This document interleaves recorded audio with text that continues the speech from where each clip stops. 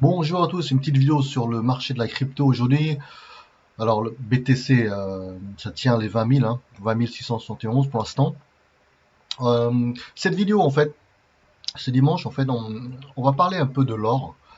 Je ne sais pas si vous avez entendu parler à l'époque, les États-Unis en fait en 1933 avaient interdit la possession d'or en fait. Donc ils appellent ça la nationalisation, mais c'est plutôt, moi je dirais plutôt du vol en fait, hein, d'accord? On va voir ça ensemble dans le sujet. Il y a un article assez intéressant en fait fait par la chronique agora.com, Philippe Béchat, etc.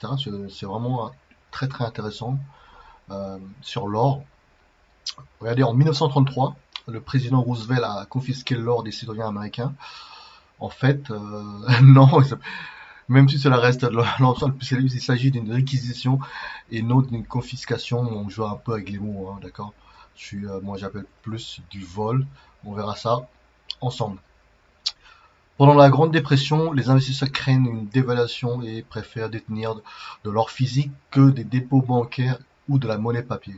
Alors, en avril 1933, le président Roosevelt signe l'executive order 6102 qui interdit la détention des pièces d'or et des lingots ou de certificats d'or sur le territoire américain, aux États-Unis.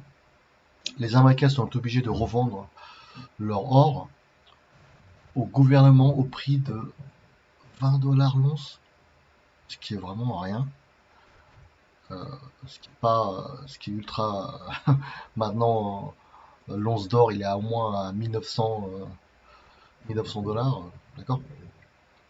Janvier 1934, Roosevelt signe le Gold Reserve Act et fait passer le prix de l'or à 35 $ l'once. Donc cela revient à dévaluer le dollar face à l'or et aux autres devises qui restent arrimées à l'or. Les Américains perdent 40% du pouvoir d'achat du jour au lendemain, et tandis que la réserve fédérale apprécie ses réserves de 69%. Alors, si ça, on n'appelle pas ça du vol, donc, pour moi c'est du vol, hein, donc d'accord. Du jour au lendemain, en fait, ils ont créé une loi qui interdit aux Américains de détenir de l'or et de venir le vendre, quoi, le vendre à des prix beaucoup plus bas. Et donc forcément, les Américains perdent 40% pour l'achat. Alors les décrets, la réglementation, si on peut changer la loi, etc. D'accord, ça on a déjà vu. En France également, en 1720 à l'époque. En Australie également 1959. Grande-Bretagne 1939-1966. Alors, une confiscation est-elle possible aujourd'hui?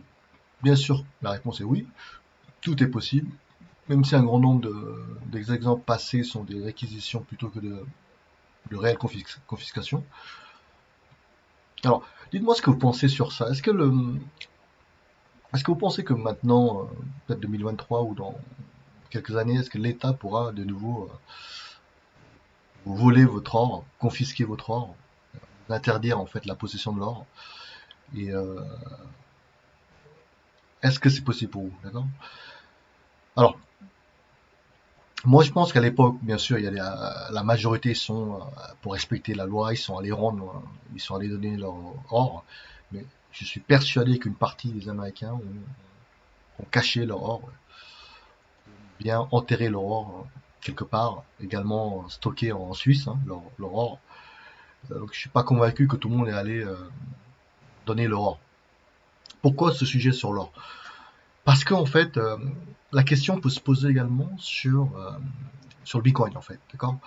Donc on dit oui, est-ce que l'État peut interdire le Bitcoin, la possession du Bitcoin, etc. Bien sûr que l'État peut faire, d'accord? L'État peut faire des lois pour vous interdire de posséder du Bitcoin.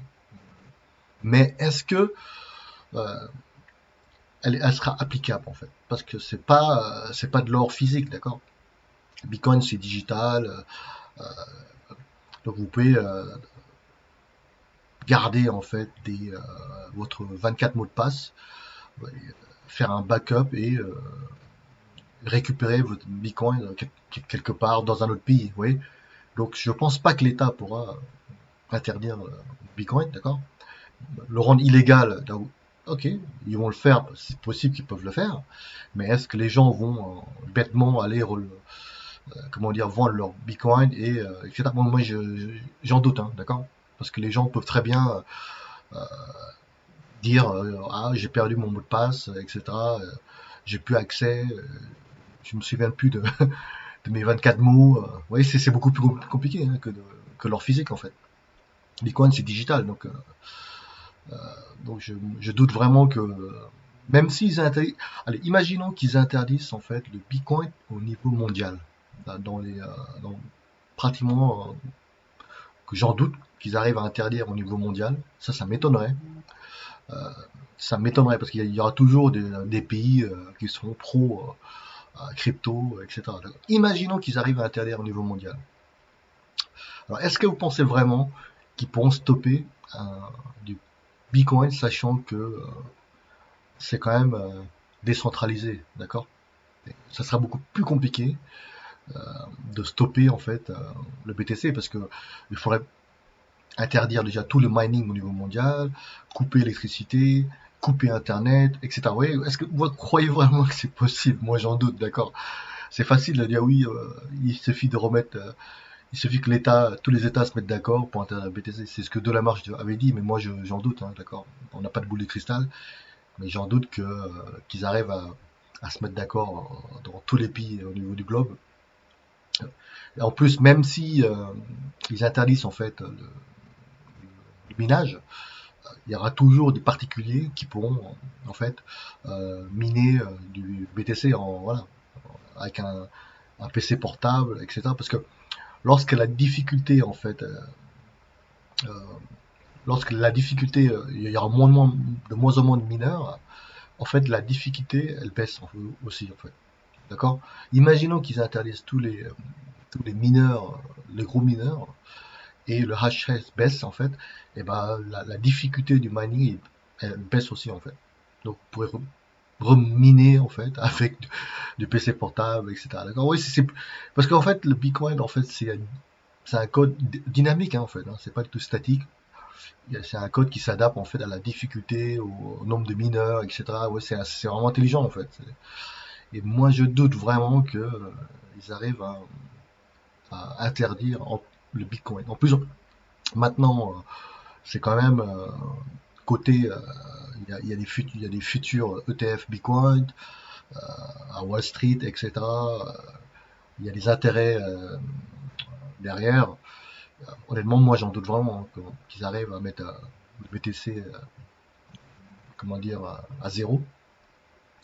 Il y aura toujours des gens qui vont, qui préfèrent la liberté, en fait, hein, d'avoir une monnaie décentralisée et libre, d'accord? Parce que je dirais que Bitcoin, c'est la liberté, en fait. Ne pas dépendre des États qui impriment, en fait, une monnaie, leur monnaie, dévaluant ainsi la valeur de la monnaie papier, en fait. D'accord? C'est ça que je voulais faire comme sur cette vidéo dimanche. Dites-moi ce que vous pensez sur est-ce qu'ils pourront interdire le BTC dans quelques années ou ils vont taxer en fait. Ils seront obligés de taxer. Ça existe déjà des taxes, mais peut-être qu'ils vont taxer beaucoup plus. J'en sais rien. Mais ce serait bien de voir votre avis également sur le BTC. D'accord. Alors, concernant les achats physiques, il y a des gens qui m'ont demandé. Il y a quelques sites connus en fait. Il y a à Paris qui s'appelle la rue Vivienne. C'est très connu pour les achats et les ventes d'or physique. Également, je connais pas ce site-là, changevivienne.com. J'ai jamais utilisé, mais allez voir si vous voulez, si vous êtes intéressé par du physique. Hein. Ils vendent également des pièces d'or, Napoléon, etc. Également, il y a un autre site assez connu, c'est un site allemand, euh, CoinInvest en fait, vous pouvez acheter de l'argent physique facilement. Donc c'est du sérieux en fait. Hein. C'est un site assez sérieux, donc c'est pas n'importe quoi non plus. C'est pas un conseil d'investissement, mais c'est juste pour montrer que ils sont sérieux. Hein. ça marche très bien. Voilà. C'est tout ce que je voulais faire, hein. C'est une petite vidéo concernant l'or. C'est vrai que ça peut faire peur à certaines personnes parce qu'ils pensent que si l'État interdit BTC, qu'est-ce qu'on va faire, etc. Mais moi, j'en doute qu'ils arrivent à interdire au niveau mondial, en fait. Même s'ils ils arrivent à interdire au niveau mondial, il y aura toujours. Ouais, regardez ce qui s'est passé en Chine, en fait. Euh, la Chine a interdit le mining et il y a toujours le mining, en fait. Vous voyez, c'est un petit peu ridicule, hein. Donc, ça fait depuis des années que la Chine, chaque fois, ah, on va interdire BTC, ils interdisent, mais en fait, ils n'arrivent pas ils n'arrivent pas à bloquer le truc, en fait. C'est un peu, je trouve c'est un peu ridicule, d'accord, de dire que ils vont tuer quelque chose de décentralisé. Centralisé, ça aurait été facile, d'accord. Si c'était une monnaie centralisée, c'est très facile. Mais décentralisé au niveau mondial, avec tous les nœuds partout sur la planète, bonne chance, hein, pour interdire le BTC. Voilà. Sinon, passez un bon week-end à tous. Au revoir.